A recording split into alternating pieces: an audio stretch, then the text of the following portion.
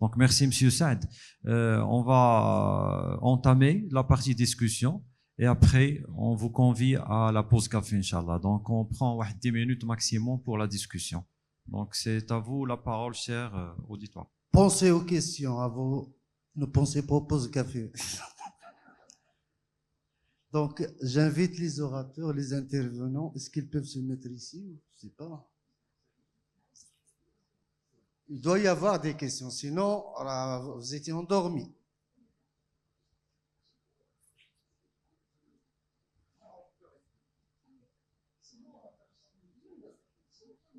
Normalement, les traditions, ils se présentent comme ça. Même chez Khorasan. Allez, ne laissez pas les gens debout, posez une question. Allez, les jette. N'hésitez pas. Ça veut dire que vous n'avez rien compris, non? Ben là, la présentation, je suis sûr. C'est très difficile, mais il faut s'y mettre, c'est tout. Hein. Inch'Allah, on va créer, avec l'aide de l'État, la politique logistique, des centres de référence. Hein.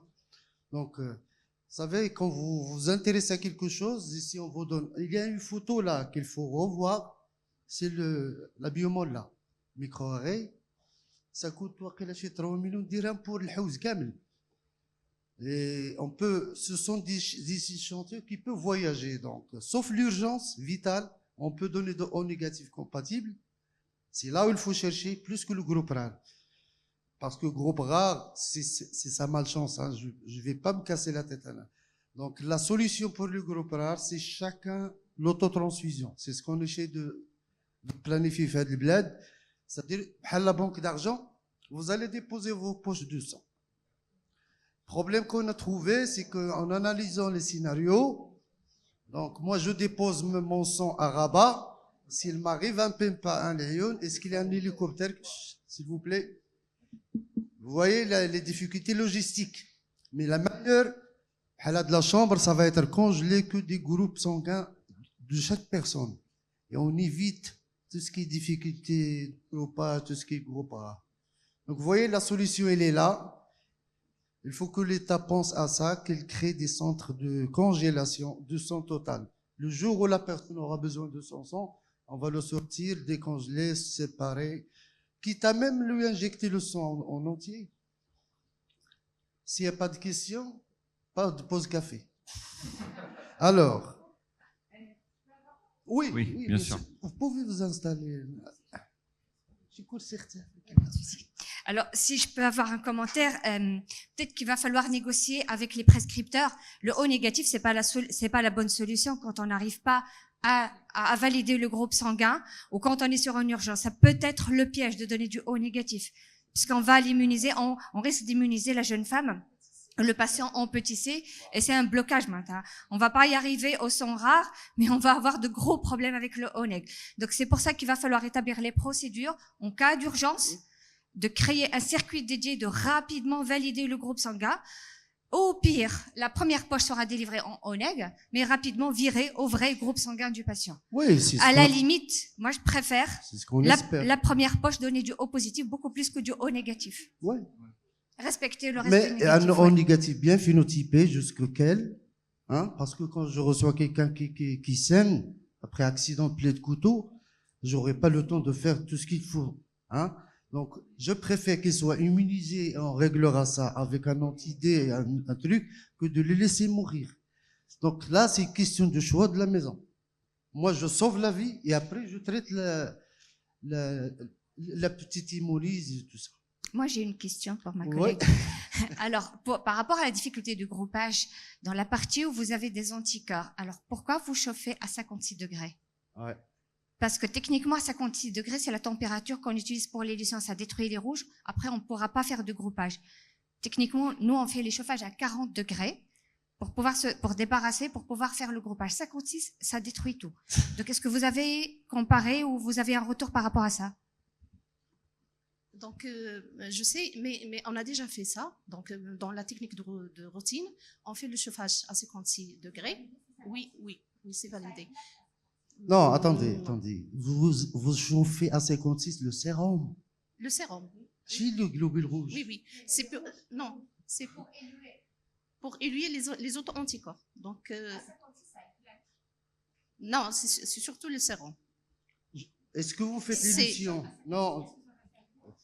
Non, c'est éliminer les auto-anticorps justement qui vont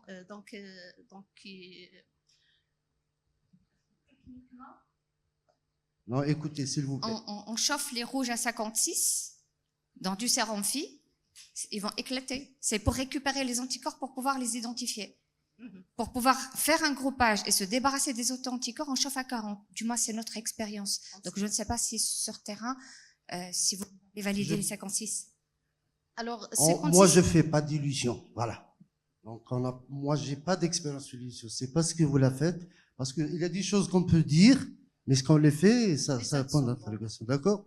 Donc, moi, tout ce qui est illusion, absorption, fixation, auto-absorption, ça, j'ai demandé les moyens, ça n'a pas été accordé.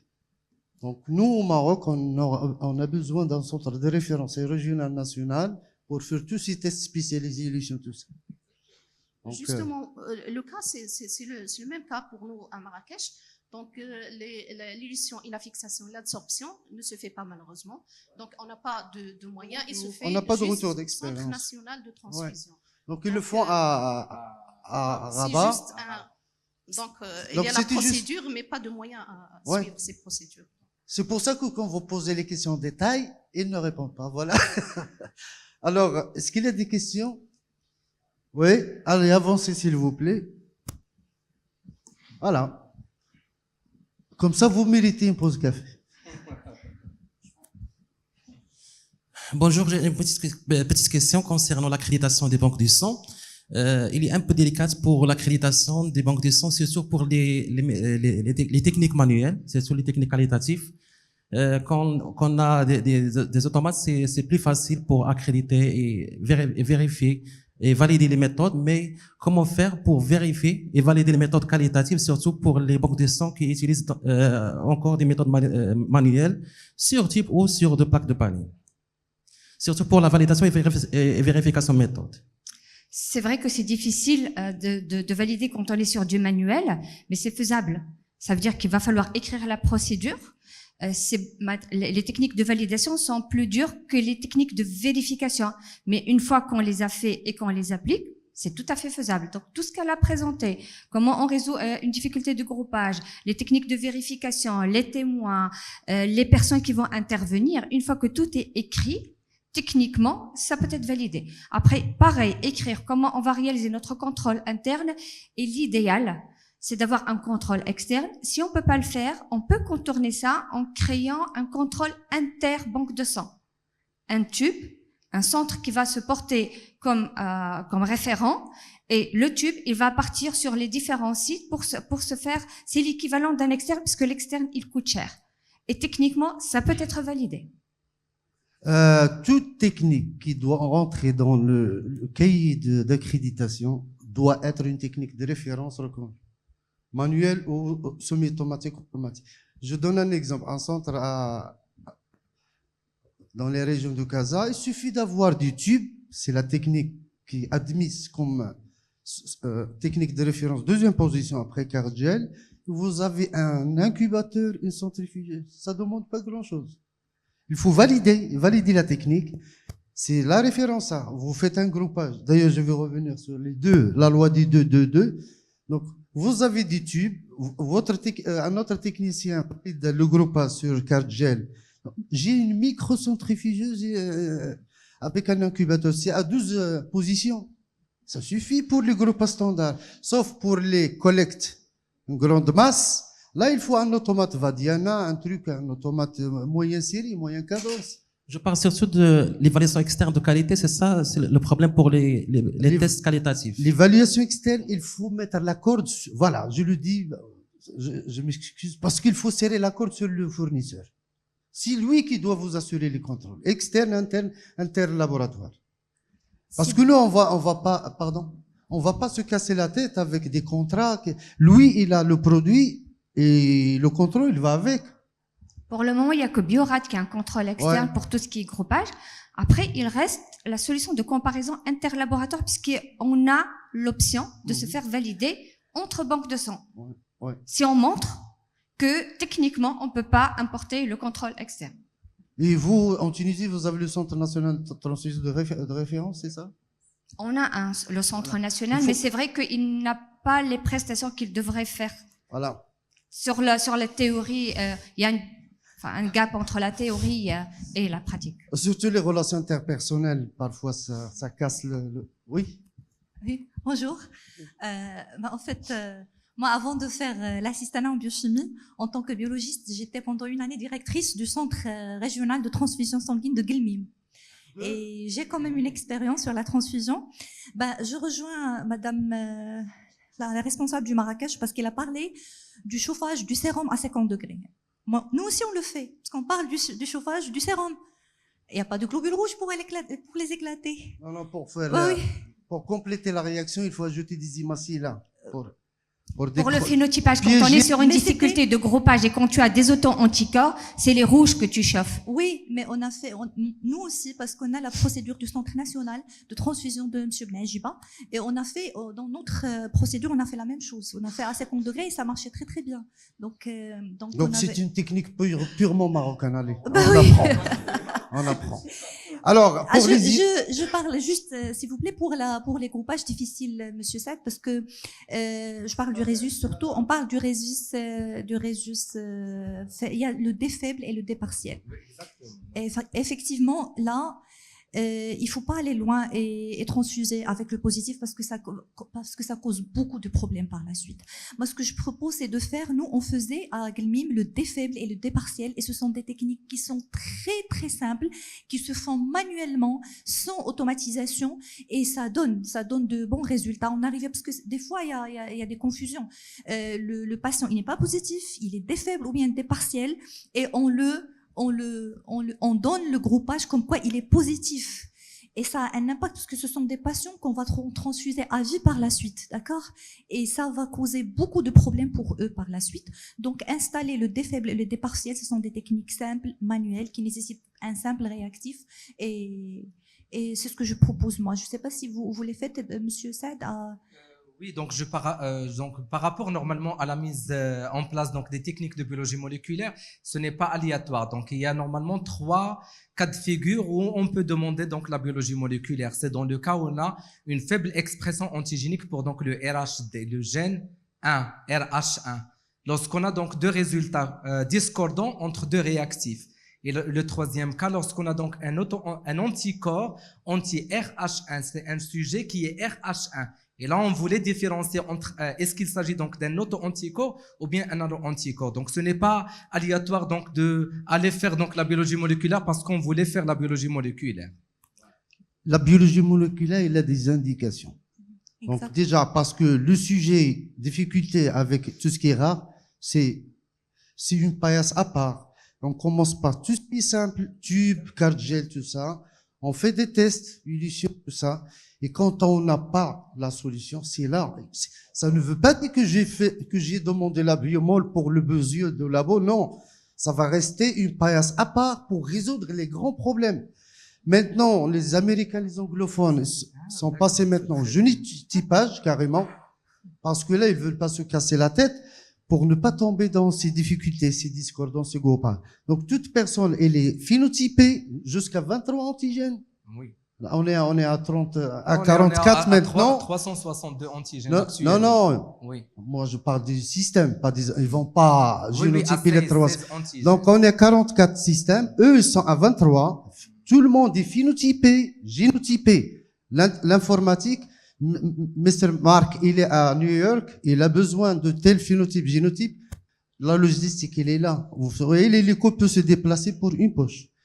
Donc là, on va pas arriver là, Inch'Allah. Mais nous, jusqu'à présent, d'ailleurs, je rebondis sur la présentation des difficultés. Il ne faut pas craindre, c'est pas rare. Moi, je fais 18 ans de transfusion. C'est rare. Une fois un B faible, une fois c'était une erreur, donc c'était post-transfusionnel. Une fois c'était un A2 sur un 1. Voilà. Donc c'était quelqu'un qui était A2 et qui ne fait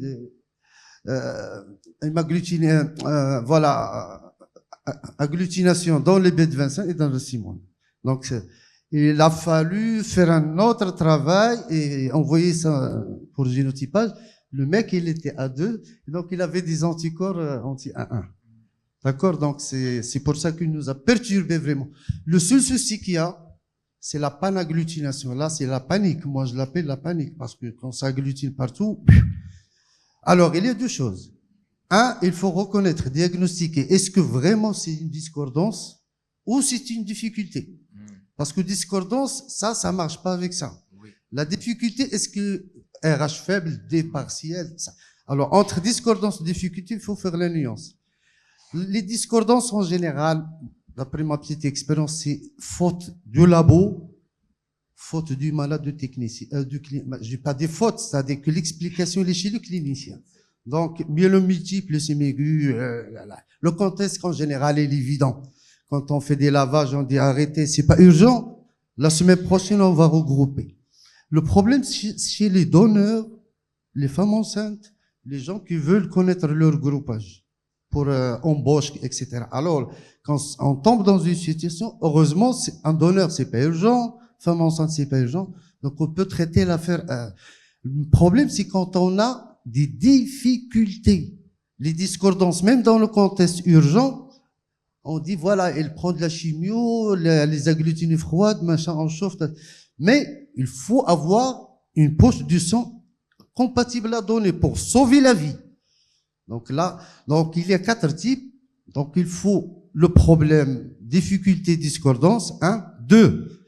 Si c'est difficulté, quel type, ou discordance, quel type? C'est dans la catégorie 1, 2, 3, 4. Parce que chaque catégorie, il a sa conduite à tenir à part. Donc je vais vous passer ultérieurement la présentation. Chaque cas, comment il faut les résoudre. Et bien sûr, la démarche doit être reconnue comme un incident grave au labo. Vous savez, la fiche d'incident transfusionnel, eh ben, la fiche d'incident de groupage, c'est pire. Là, en France, on était comme s'il y a la panique. Il faut avertir le médecin, la personne et même l'agence française du sang, quelque chose comme ça, c'est ça. L'établissement français du sang. Ah, on a un problème, il faut.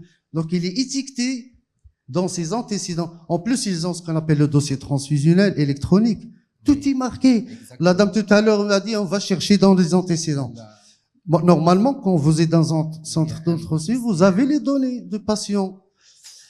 Pour les groupes rares, la solution, à part la biologie moléculaire, génotypage sanguin, c'est une grande banque. Au lieu de mettre l'argent, mettre du sang dedans. Exactement.